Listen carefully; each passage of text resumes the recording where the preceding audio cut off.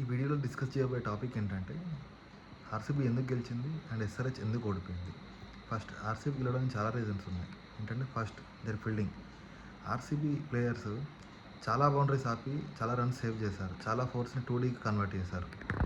వాళ్ళ second reason ఏంటంటే వాళ్ళ క్యాచ్ ఎఫెన్సీ చాలా బాగుంది. ఆర్సీబీ వాళ్ళు తీసిన 9 వికెట్స్లో 9 wickets or catches win matches అంటారు కదా, అది కూడా ఒక రీజనే. అండ్ ఆర్సీబీ టీమ్ స్ట్రాటజీ, వాళ్ళు ఇంపాక్ట్ ప్లేయర్ని తీసుకొచ్చిన విధానం. ఆల్రెడీ జాకబ్ డఫీ ఫస్ట్ 7 ఓవర్స్లోనే 4 ఓవర్స్ వేసేసి ఇంపాక్ట్ ప్లేయర్గా దేవదర్ పటికల్ని తీసుకొచ్చారు. ఈ స్ట్రాటజీ వల్ల కూడా ఆర్సీబీకి ఒక మంచి ప్లస్ అయింది. ఇంకో రీజన్ ఏంటంటే పవర్ ప్లేలోనే ఎర్లీగా వికెట్స్ పోవడం. ఆర్సీబీ బ్యాటర్స్ హిట్ చేద్దామని చెప్పి చాలామంది పవర్ ప్లేలోనే అవుట్ అయిపోయారు. 3 వికెట్స్ పోయాయి పవర్ ప్లేలో, అది కూడా ఒక reason. And RCB bowling attack చాలా బాగుంది. సెకండ్ ఇన్నింగ్స్ వచ్చేసరికి వాళ్ళ బ్యాటింగ్ పర్ఫార్మెన్స్ కూడా చాలా బాగుంది. విరాట్ కోహ్లీ హాఫ్ సెంచరీ చేయడం, దేవదర్ పటికల్ హాఫ్ సెంచరీ చేయడం, అండ్ రజత్ పటిదార్ వచ్చి క్యాప్టెన్ ఇన్నింగ్స్ ఆడడం అని చాలా చాలా ప్లస్ అయ్యాయి. ఇప్పుడు ఎస్ఆర్హెచ్ ఓడిపోయిన reasons.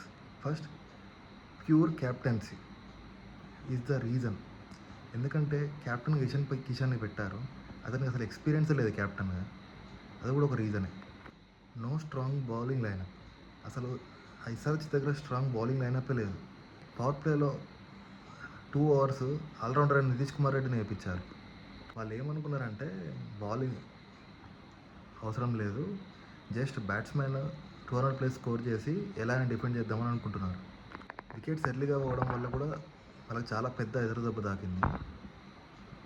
Early fall of wickets is also reason to lose the match for SRH worst fielding. Captain అయిన ఇషాన్ కిషనే వెనక బ్యాక్ సైడ్ 2 ఫోర్స్ ఈజీగా వదిలేశాడు.